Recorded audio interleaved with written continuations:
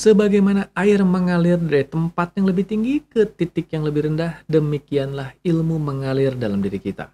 Ia mengalir dari kecerdasan semesta yang maha tinggi ke para jiwa-jiwa yang siap merendahkan hati untuk menerimanya. Kerendahan hati itulah yang diwakili oleh adab. Itulah kenapa kita mengenal istilah adab sebelum ilmu. Mari mengulasnya di Life Restoration serial video episode kali ini.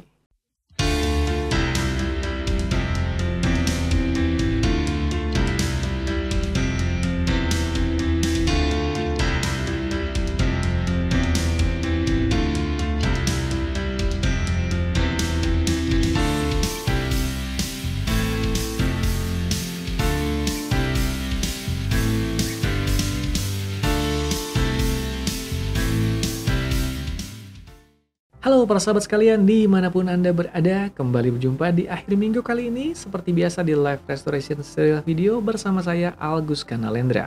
Episode yang bukan sembarang episode, karena di episode kali ini saya justru mengangkat sebuah tema yang menjadi kunci dari memahami berbagai tema yang ada di YouTube channel ini. Iya, YouTube channel ini menghadirkan berbagai tema untuk dipelajari tentunya. Dan bersama pembelajaran ada sebuah ilmu yang ingin kita serap.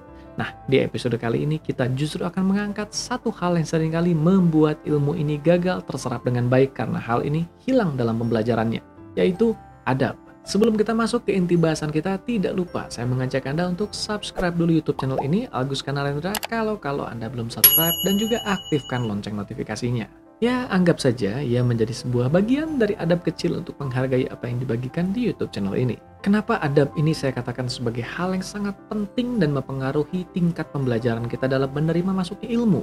Tidak lain dan tidak bukan karena saya sudah melihat ada begitu banyak orang yang konon sudah mengeluarkan begitu banyak waktu, tenaga, dan biaya untuk mempelajari berbagai macam keilmuan, tapi mereka merasa tidak mendapatkan manfaat dari keilmuan itu. Memang tentunya akan ada berbagai faktor teknis yang menentukan kualitas dari sebuah pembelajaran, tapi jangan lupa bahwa jangan-jangan ada satu hal esensial yang hilang dari proses pembelajaran itu, yaitu adab. Membicarakan adab tidak lepas dari rasa hormat. Seberapa jauh kita bisa menghormati suatu hal, maka sejauh itulah adab kita tercermin atas hal tersebut. Sehubungan dengan adab dalam belajar, disinilah saya mendapati ada 4 adab yang hendaknya kita jaga ketika kita mempelajari sesuatu. Yang pertama yaitu adab terhadap sumber dari segala ilmu itu sendiri, atau adab terhadap Tuhan sebagai sumber dari segala ilmu. Yang kedua, adab terhadap ilmu itu sendiri. Yang ketiga, adab terhadap proses belajar yang sedang berlangsung. Yang keempat, adab terhadap sang pengajar.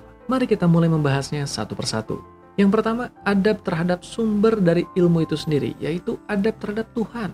Sederhananya, berdoa sebelum belajar, meniatkan, mendedikasikan bahwa proses pembelajaran itu adalah bentuk rasa syukur kita terhadap Tuhan karena Ia telah menurunkan begitu banyak ilmu yang luar biasa di muka bumi ini. Yang kedua dan yang ketiga menjadi satu kesatuan, yaitu adab terhadap ilmu yang dipelajari dan adab terhadap proses belajar itu sendiri. Artinya ketika belajar kita betul-betul mencurahkan hati, pikiran, dan perasaan kita atas hal yang kita pelajari itu. Menyiapkan diri dengan baik, fokus sebaik mungkin, meletakkan keseriusan di dalamnya, tidak berleha-leha atau tidak bermain-main. Karena itulah cerminan dari rasa hormat kita terhadap ilmu yang kita pelajari dan terhadap proses belajar itu sendiri. Dan yang terakhir yaitu rasa hormat terhadap sang pengajar. Bagaimanapun juga bukan sebuah kebetulan di dalam ruang dan waktu di mana kita sedang belajar keilmuan itu, kita sedang berjodoh dengan sang pengajar itu untuk menurunkan sebagian dari ilmu yang Tuhan turunkan pada kita. Ada kalanya mungkin beberapa orang mencidrai hal ini dengan menganggap bahwa sang pengajar adalah sosok yang mungkin saja tidak sehebat yang mereka sangka atau apapun itu. Dari awal saja mereka sudah tidak meletakkan adab dalam proses belajar termasuk dalam menghargai sang pengajar. Hal ini akan mencidrai masuknya ilmu dalam diri mereka. Artinya apapun yang kita ketahui tentang sang pengajar atau apapun itu rekam jejak yang kita ketahui tentangnya yang mungkin saja membuat kita menilai rendah diri mereka, hilangkan semua itu. Sadari, bagaimanapun juga bukan sebuah kebetulan Tuhan mengirimkan mereka datang dalam hidup kita untuk menurunkan beberapa ilmu dalam diri kita. Kalaupun kita merasa kita sudah tahu atau kita sudah ahli dalam bidang-bidang itu, tetap rendahkan hati. Karena bagaimanapun juga akan ada inspirasi tersendiri dari pertemuan itu yang Tuhan berikan pada diri kita. Demikianlah, jaga adab kita terhadap ilmu, maka ilmu itu akan balik menjaga kita dan bahkan memberikan segala manfaatnya untuk kebaikan dan kemajuan hidup kita. Sampai jumpa di episode berikutnya minggu depan. Salam sehat, berkah berlimpah, damai dan berbahagia selalu bersama mereka yang Anda kasihi dimanapun Anda berada.